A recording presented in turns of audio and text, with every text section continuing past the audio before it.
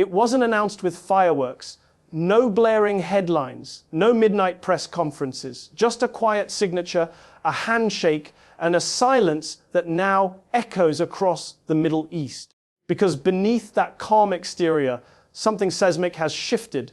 Riyadh and Islamabad, two nations bound by faith, oil, and strategy, have just inked a pact that the world's media is downplaying. But make no mistake, this isn't just another bilateral agreement. This, my friends, could be the most consequential geopolitical move in a decade. One that quietly whispers a warning to Tel Aviv and to Washington. Welcome to a story that's unfolding behind closed doors, one where Saudi Arabia's patience has run out and Pakistan's resolve has found a new edge. When the Saudi crown prince and Pakistan's prime minister appeared side by side last week, the optics seemed ordinary smiles, flags, warm statements about cooperation. But those who followed the region long enough could sense it. There was tension under the surface. Because this wasn't about economics or culture. It was about power and survival. For months, Western diplomats have been pressuring Saudi Arabia to normalize ties with Israel, dangling incentives, security guarantees, even US defense pacts. But something unexpected happened. Riyadh didn't just stall, it pivoted. Instead of looking west, the kingdom turned east, toward a nuclear, armed ally it knows it can trust when the world gets dark: Pakistan. And that pivot, that subtle redirection of trust and cooperation, has sent shockwaves through every intelligence briefing room from Tel Aviv to Washington. Because this time, the Saudis didn't just talk about friendship. They signed a comprehensive security and defense understanding, one that quietly includes provisions for joint training, drone development, and, according to sources in Riyadh, a strategic deterrence collaboration. That last phrase, strategic deterrence, is no small matter. It's the kind of language used only when nations are preparing for scenarios they don't want to publicly admit they're considering. So let's strip away the diplomacy and say it plainly. This deal might be Saudi Arabia's way of saying, F Israel and the US won't take our red lines seriously. We have other options. And what are those red lines? Jerusalem, Gaza, and the humiliation of watching their Arab brothers crushed while the West stays silent. For years, Saudi Arabia played the diplomat, the cautious mediator, the power that could bridge worlds. But the Gaza war changed everything. The images, the bombings, the outrage on Arab streets, they left Riyadh in an impossible position. The younger generation of Saudis, more connected, more vocal, demanded their leaders act, not just talk. And Pakistan, deeply embedded in the Muslim world, militarily capable, and unafraid to challenge Israel's narrative, became the natural partner. Behind the scenes, according to insiders in both countries, a new doctrine is forming, one that merges Saudi financial power with Pakistani military expertise. Think about that for a second. Saudi money, Pakistani nuclear know-how, a shared sense of religious destiny, and a mutual frustration with Western double standards. It's a formula that history has seen before, one that can shift balances overnight. But this time, it's happening under the radar. Because publicly, the Saudi government still maintains its path to normalization, with Israel's on hold, not dead. But privately, the message is clear: Riyadh won't move an inch until there's a credible end to Palestinian suffering, or until it can move from a position of undeniable strength. And that strength may now come from Islamabad. This partnership isn't new. It goes back decades. Saudi Arabia has long bankrolled parts of Pakistan's military development. Pakistani troops once guarded the kingdom's holy sites, but this new pact revives that bond in a modern context: cyber, drones, joint exercises, and, according to some insiders, the quiet sharing of defense technologies that could alter the balance of power across the Gulf. But here's where it gets even more interesting and dangerous. Israel is watching.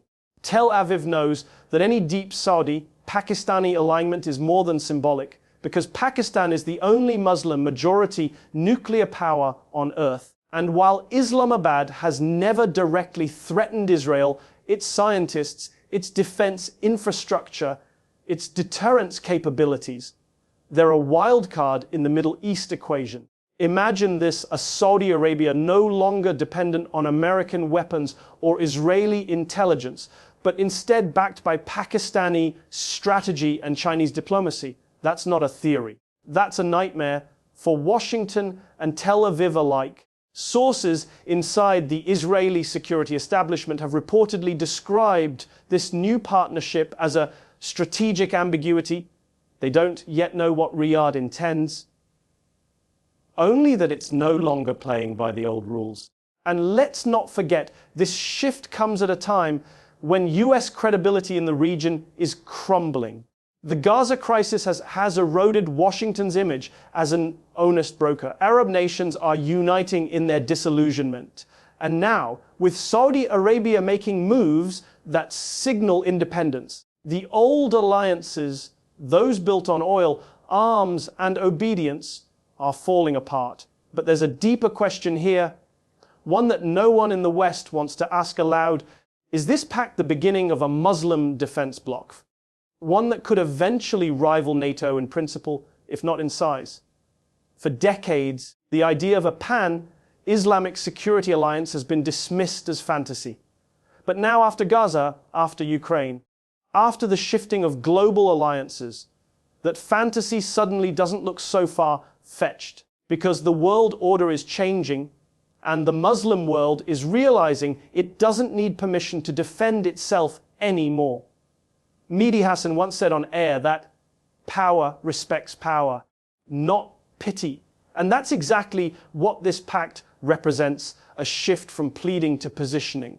For too long, the Saudis sought approval from Washington, from the IMF, from the West. But now they're building something else: leverage. Leverage against a world that has ignored their grievances. Leverage that doesn't depend on Western goodwill or the illusion of American protection. And with Pakistan in the equation, that leverage suddenly carries a nuclear shadow.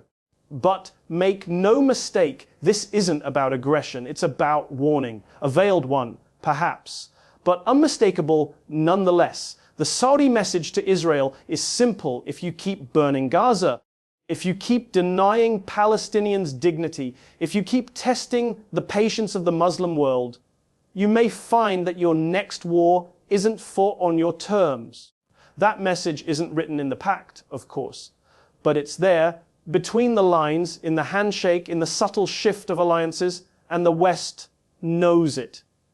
The US State Department released a bland statement welcoming ongoing regional cooperation. But behind those polished words, there's concern, even fear. Because Washington understands what this really means. The Saudi crown prince has stopped asking for permission. He's begun writing his own rules. And Israel, accustomed to dictating the regional narrative, now finds itself wondering who's really in control. Because in this new era, deterrence won't come from the West's aircraft carriers or Israel's Iron Dome. It will come from something far more unpredictable: Muslim unity, born not from politics, but from outrage and betrayal. For Pakistan, this pact is more than diplomacy. It's redemption, a chance to reassert itself as a major Muslim power, not as a pawn, but as a player. For Saudi Arabia, it's insurance, a quiet but potent signal that it's no longer a mere oil economy, but a sovereign force ready to defend its interests with or without Washington's blessing. And for Israel, it's a reminder that even the strongest walls can crack when too many people are pushing from the other side. But there's one more layer, one that's not being talked about publicly. This deal didn't emerge overnight. It was months in the making, involving covert visits, intelligence coordination, and even Chinese mediation. Beijing, quietly facilitating, funding, advising, has been the invisible architect behind many of these new partnerships across the Muslim world. And that adds another twist.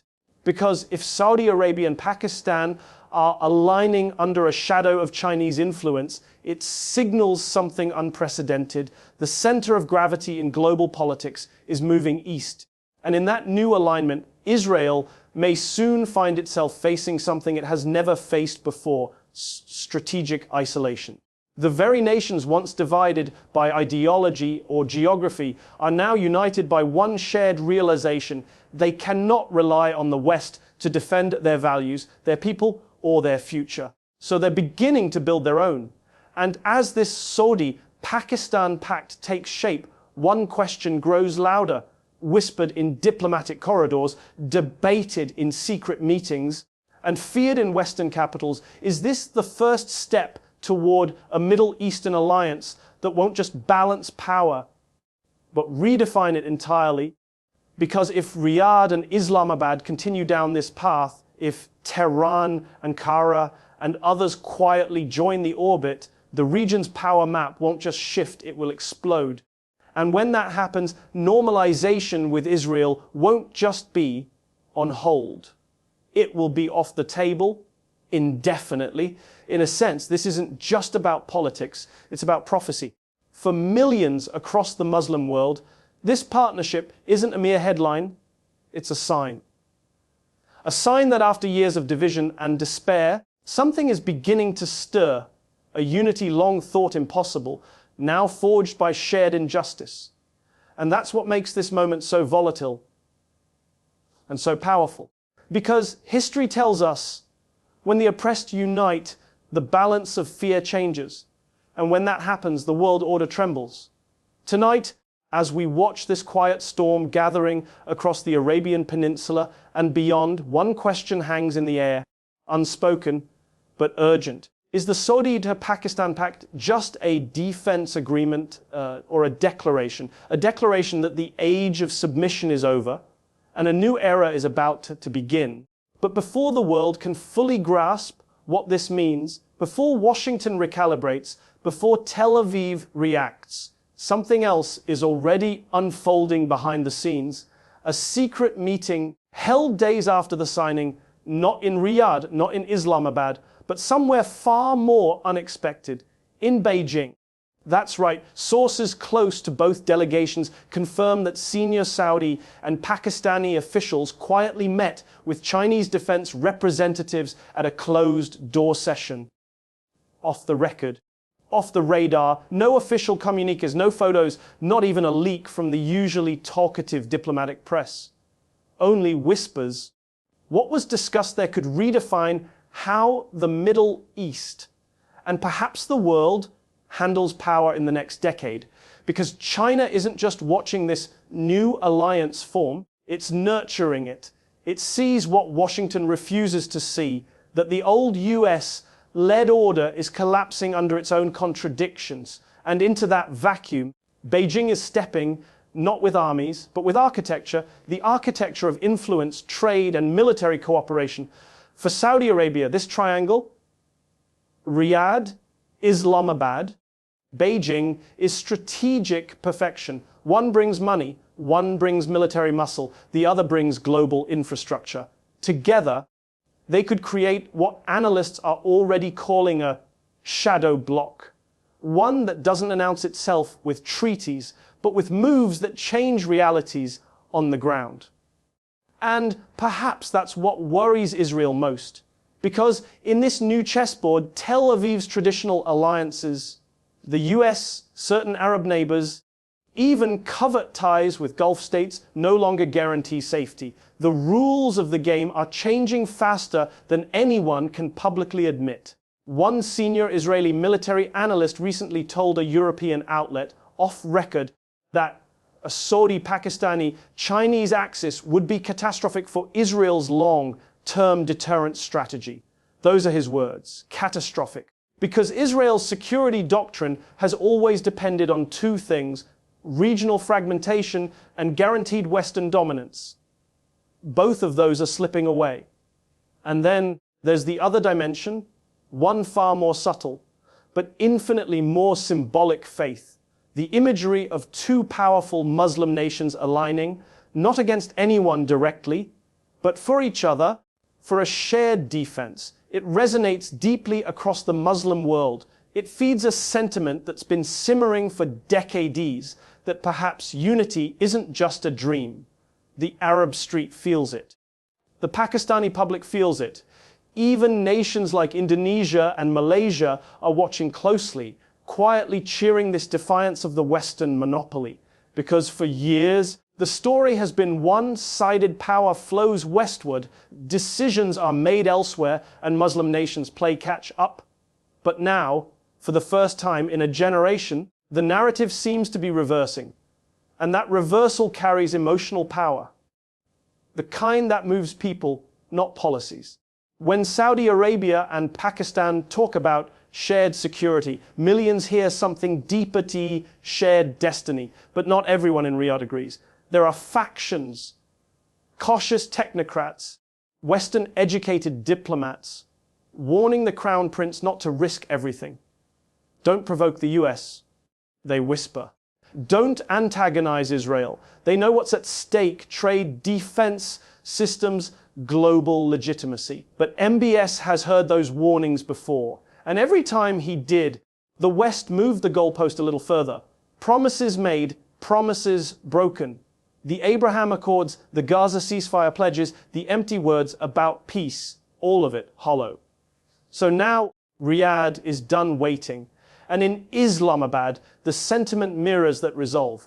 Pakistan's leadership, battered by years of IMF loans and political instability, sees in this pact a path to resurgence, a way to reassert itself as the sword of the Muslim world, not its beggar. Behind the polished language of mutual cooperation lies something older, rawer pride. And pride, when combined with power, becomes unpredictable. That's what's happening now. A quiet storm, a shift in gravity. Western leaders still see the Middle East as a region to manage. But that illusion is breaking. The players they once controlled are now making moves they can't predict. And somewhere in Tel Aviv, inside the defense ministry, analysts are recalculating every scenario. What happens if Pakistan provides early warning systems to Riyadh? What if Saudi oil money starts funding indigenous weapons programs independent of American oversight? What if, and this is the question no one dares to voice, Saudi deterrence one day goes nuclear, not through acquisition, but through alliance? That possibility alone would rewrite every strategic equation in the region. It's not about a war today, it's about leverage tomorrow.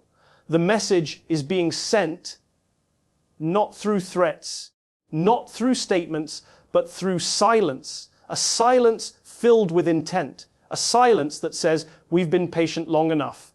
And if that patience finally breaks, if another Gaza, another massacre, another diplomatic betrayal unfolds, then the pact signed in quiet rooms may not stay quiet for long. Because somewhere, right now, that silence is being interpreted by intelligence agencies, by generals, by those who understand that the real wars of the future aren't declared on battlefields. They're declared in boardrooms, in pacts, in secret signatures that carry the weight of generations. And that's what's beginning to dawn on Israel. That maybe, for the first time, it's no longer the only one holding the cards. History rarely announces its turning points with sirens. Sometimes it comes quietly, through a handshake no one notices, a signature buried in diplomatic jargon. But when the dust settles, those moments redefine empires. The Saudi-Pakistan Pact may look like another memorandum on paper, yet in spirit, it's something far greater. A declaration that the Muslim world will no longer seek validation from the same powers that ignore its pain. It's not an act of aggression. It's an act of awakening. Because what we are witnessing isn't merely strategy, it's transformation. A kingdom once tethered to the West is now charting its own orbit. A nation long written off as unstable is finding its strength, and together they are sending a message that transcends politics. Respect is no longer negotiable. Israel, the West, and the old order can dismiss it, spin it, or downplay it, but they can't unsee it. The world has changed, the monopoly on power has cracked, and in that fracture, a new reality is being born.